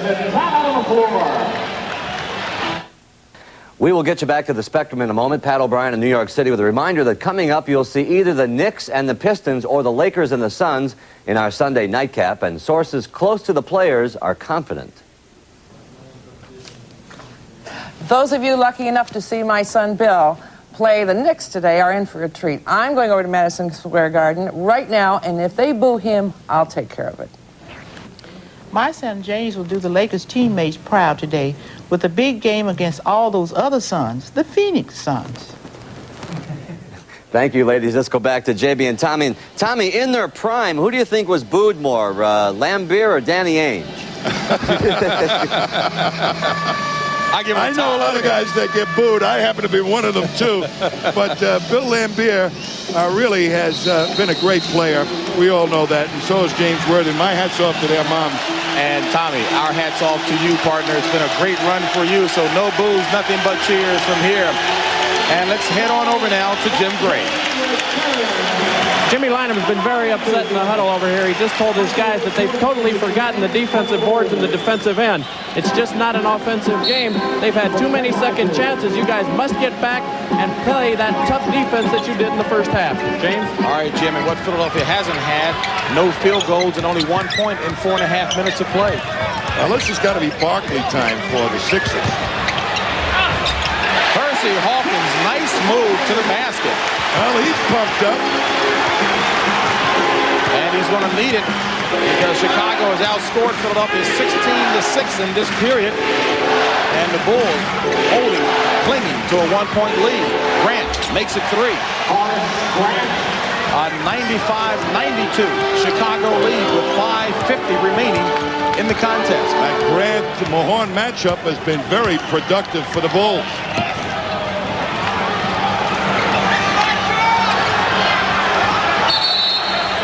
Illegal defense called against Chicago. Ed Neely went down, and once he goes down and crosses that line, imaginary line down the lane, he must go double the ball. He faked that, trying to go back to his man, illegal defense. That was the first against Chicago. That'll be a warning. Second one will be a technical. I think that word is pronounced technical. Technically speaking. Under 10 seconds on the shot clock. Dawkins will have to make the move. Once again, Neely does a great job of keeping Barkley off the board. Ed Neely has really done the job off the bench. 7 rebounds by the veteran from Vanderbilt. And don't forget, he's playing against a guy who is a great rebounder. His job is not to get rebounds himself, but to make Barkley impotent on the board, to keep him off the board. And he's playing with the best player in the game, giving him all kinds of opportunities to score. Michael Jordan, that be it. He's got 34 points as Charles Barkley draws the foul. That'll be against Ed Neely, his third.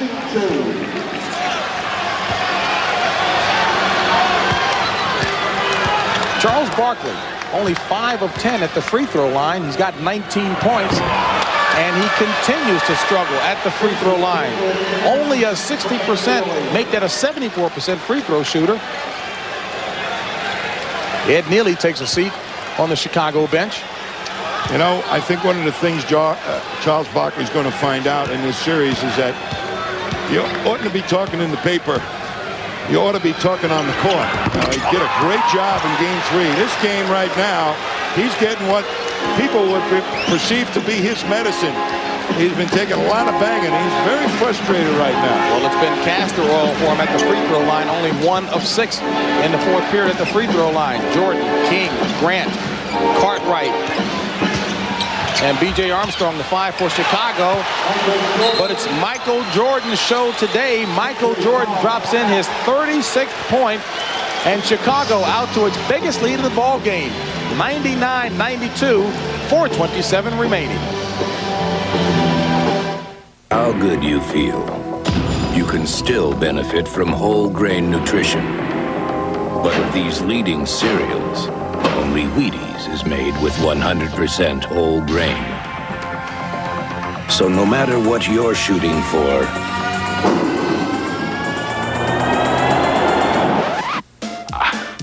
better get your whole grain. I bet eat my Wheaties. Hey, only a friend is going to tell you. Off will be preceded by the NCAA Men's Gymnastics Championships, and that'll be followed by the NBA playoffs next Saturday right here on CBS. Our score, Chicago on top 99-92. Now, Dick Stockton, Hubie Brown, and Pat O'Brien normally call this the At the Table segment. This is our serious Mother's Day segment. Jim Gray, you first. Yeah, my mom, Lorna, she's in Denver today. Special woman, happy Mother's Day. And to my mom in Secaucus, New Jersey, Bessie, happy Mother's Day. And to the lady I call the Sergeant, Mary Ann Brown, happy Mother's Day from all of us here at CBS. And a great game indeed here at the Spectrum. Chicago answering the challenge and trying to reverse a trend that has seen them lose 15 of their last 17 games here at the Spectrum. Chicago on a 19-3 run. And Dawkins running down the middle gets hammered. Foul called on B.J. Armstrong. And take a look at the rebounding. Boy, has Jackson's squad responded. I will tell you that Ed Neely is responsible for a lot of that, keeping Barkley off the boards. He never really went for rebounds himself, but Barkley in his natural aggressiveness took Neely towards the board, and he denied Barkley a real good shot at it, and Neely ended up getting a finger on several of them and tipping them to a teammate. Well, what a great job Ed Neely did. And the Sixers continue the struggle at the free throw line. Dawkins. 2-point shot from Johnny Dawkins cuts the Bulls' lead to 4 with 4 minutes remaining in the game. They need a stop right here. And that's the toughest man in basketball to stop, and it had to be a wet floor to do the job. Michael Jordan slipping on the move.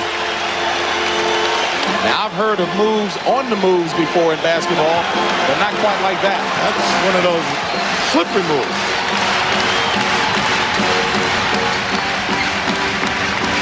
Jaminsky. Barkley, rebound. And score. Well, Stacey King and Horace Grant just did not block out Charles Barkley, and he made his presence felt that time.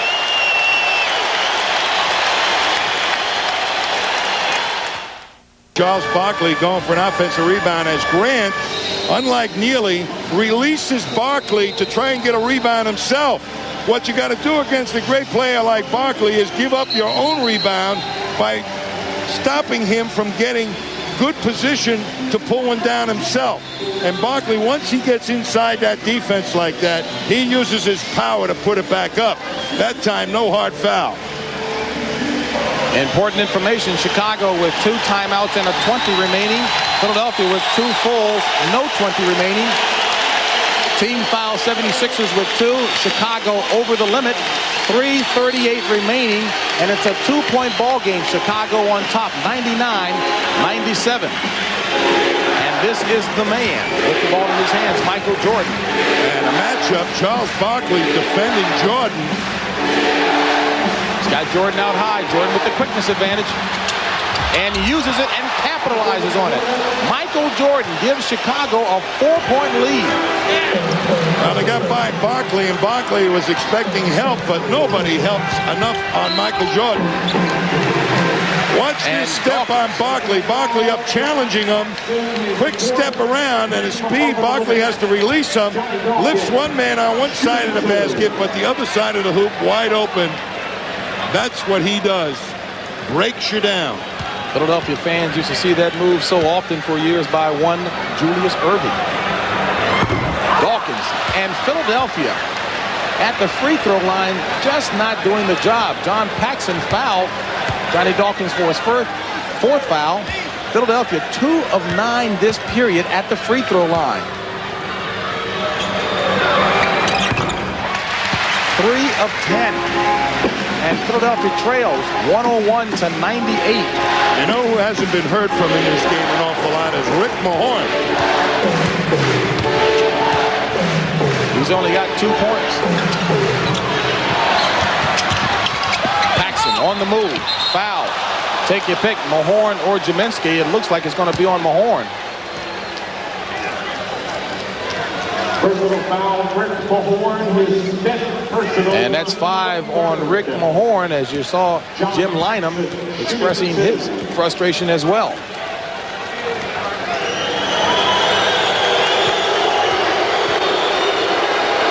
Paxson, an 82% free throw shooter on the season, as Ed Neely comes in to replace Stacey King, and Bill Cartwright comes in to replace Horace Grant. Now, the point of those substitutions. Well, the point being that Neely is going to be keeping Barkley off the offensive glass. He was so effective. And Grant will have to be defended by a much slower man. And that is Rick Mahorn. So they may use that as an option. Again, Michael Jordan, some other people to play with there. Barkley wants the ball with Neely defending. And Grant coming over for the double team. Bats it out of bounds. 9 seconds remaining on the shot clock. 103-98 Chicago lead. 2:39 left in the game. Barkley has not been able to make a quick move in the low post on Neely. Hawkins. Barkley. Rebound. Fresh 24. Dawkins. Barkley again. And fouled from behind. Michael Jordan. And that's 3 personal fouls on Michael Jordan. Chicago, of course, over the limit in fouls. Now, Barkley has been struggling at the free throw line all afternoon. Only 5 of 13.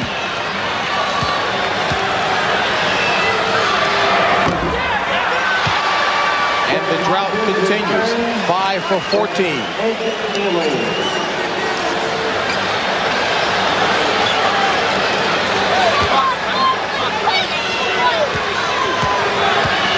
Greg Hodges in for the Bulls right now as an outside shooting threat. Should they start doubling Jordan up the other end? Barkley had missed his last 6 prior to that make, and it's a 103-99 Chicago lead with 2:23 remaining. And Barkley, they got Jordan playing a quick forward spot right now, so Barkley has to play him, and Jordan would end up with easy shots like that. And a quick Horace Grant beating Rick Mahorn to the spot in a fresh 24. And the clock is the enemy of Philadelphia. What a time to put the heat on Charles Barkley to play defense against a real quick, great player. Good hands by Mike Jaminski as he knocks the ball out of bounds. 9 seconds remaining on the shot clock and under 2 remains in the ball game. And Jaminski was forced to switch on that play. What a matchup for Jordan to take advantage of. A 20-second timeout called by Phil Jackson. As Jimmy Clemens, the assistant coach, was all in Phil Jackson's ear that time, calling something that he wanted to talk about. Speaking of that, it was really interesting how you were talking about how both coaches seem to be more participatory in their style of coaching, allowing input from the assistants. Well, I think that's kind of important, but I think it's also important to let the players have some input on what they think can work. And right now, I have to say that when you're looking at the Bulls, they've got to come up with something right now to kind of put this out of reach. They've got, in essence, 3 guards in there. Michael Jordan's playing a quick forward. Barkley will have a speed disadvantage. And, in fact, they've got the speed advantage at 4 positions right now. Philadelphia has a foul to give, but not like that as Michael Jordan goes over top of Mike Jaminski. And Jaminski with the foul. So Michael Jordan. Well, right now, he's going out. Barkley trying to defend this man. Mahorn tries to step up and double him. No way. Jaminski trying to get that quick. See you later. But I don't know why they're having Barkley play him. Why don't they have one of the guards play him and let Barkley take Hodges or... And the chess match continues as Phil Jackson sends in Ed Neely, the defensive substitution, replacing Craig Hodges. Well, the reason that Anderson is in there right now, he's going to take Jordan. 41 points for Michael Jordan, 14 in this period, and it's a 106-99 Chicago lead with 1:45 remaining. Dawkins over to Anderson for 3. And Neely with the big rebound. Ed Neely with 8 rebounds. He doesn't look pretty, but boy, is he effective. I tell you, he just knows where to be. So Chicago looking to put itself in the driver's seat, has apparently at this point done so without Scottie Pippen. Jack Nee says it was touched by Philadelphia.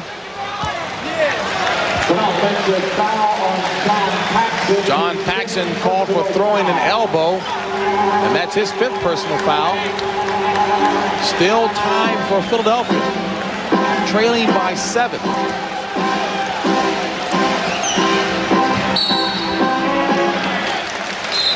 Blocking foul called on John Paxson, and he's out of the ball game, having picked up his 6th personal foul. So John Paxson leaves the game with 8 points.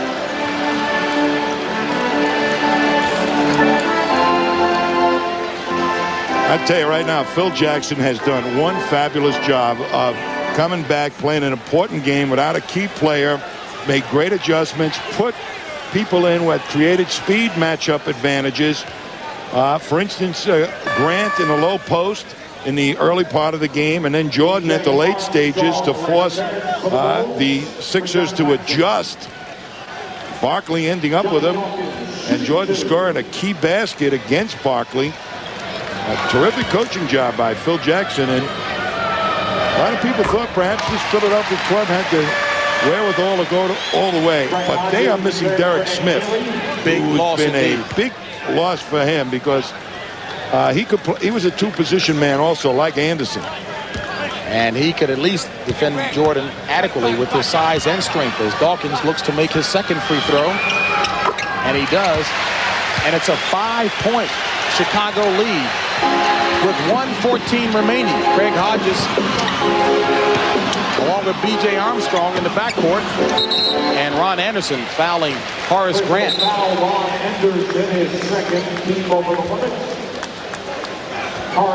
And Grant, not a bad foul in that. Statistically, only 69% from the free throw line during the regular season.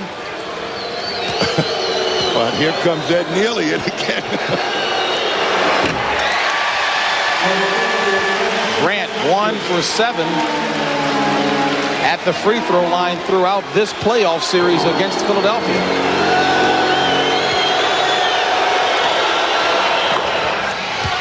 Two for 8 and a 6-point lead, so 2 3-pointers will tie it up.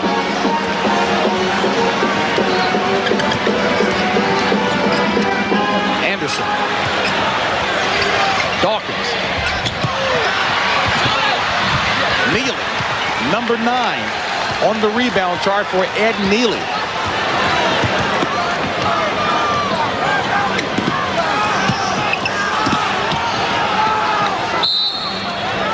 And Hawkins fouls Michael Jordan.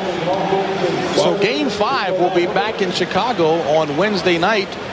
And Philadelphia hasn't had much success in Chicago. They've lost 6 of their last 8 games in Chicago as Michael Jordan takes a trip to the free throw line. When you play a 7-game series, you really try to hold serve. So this is obviously a major accomplishment by Chicago. When you play the first 2 games on the other team's home court, you hope to come out of there with a 1 win, and that really puts you in a commanding situation. Right now, they're going back to their own home court, and they're up potentially 3-1 with only 41 seconds left to go, and that is tough to defeat. We've got a timeout. We'll be back in just a moment. I don't know. Chicago holding to an 8-point lead with 41 seconds remaining, and certainly a big game by Michael Jordan. Stacey King stepped up big, but Tommy, our Miller Lite player of the game, off the bench, Ed Neely, 9 points and 9 rebounds. And Light Beer is proud to present a check for $1,000 on behalf of Ed Neely to the National Multiple Sclerosis Society. And again, those are numbers with 41 seconds remaining. Fourth period field goal shooting, Chicago 63%. Philadelphia wilted down to 27%. You know, people say, how can you give it to Ed Neely?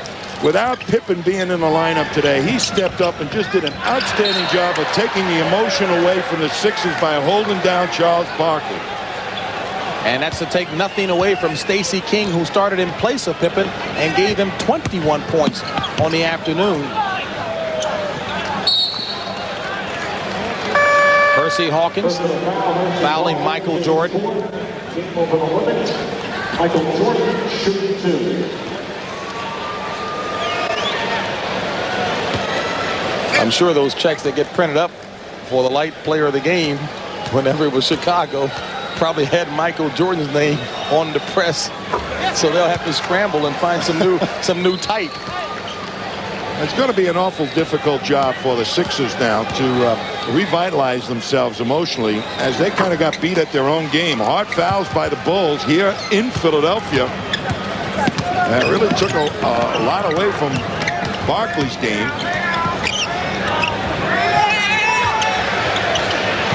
As Michael Jordan tips the pass out of bounds with 13 seconds left on the shot clock, 19 and a half on the game clock. Michael Jordan, 45 points, 18 this period, along with 6 rebounds and 11 assists. Once again, a stellar game by Mr. E.T. himself. A fresh 24 as Barkley throws up the 3.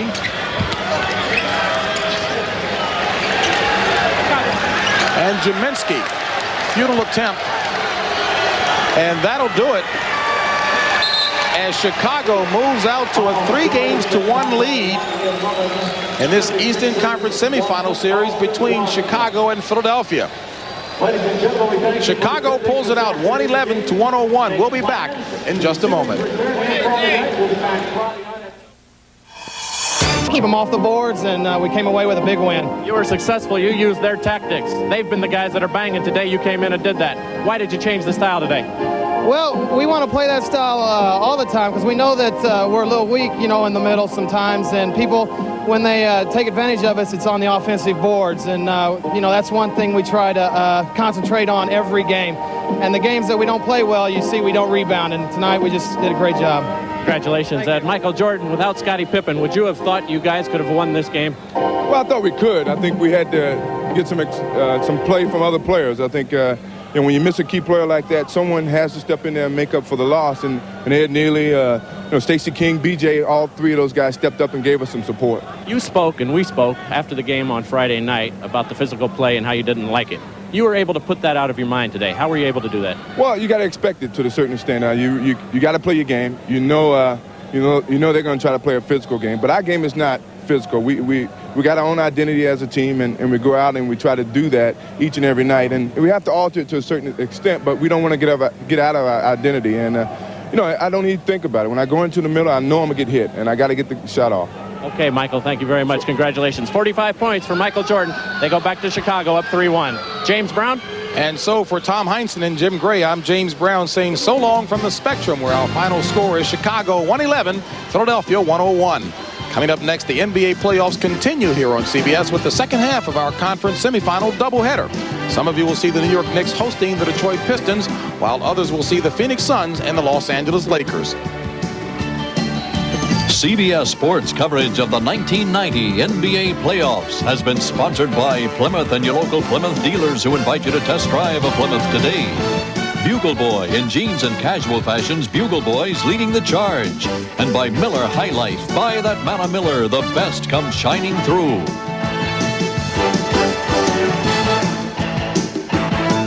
The NBA on CBS is a presentation of CBS Sports.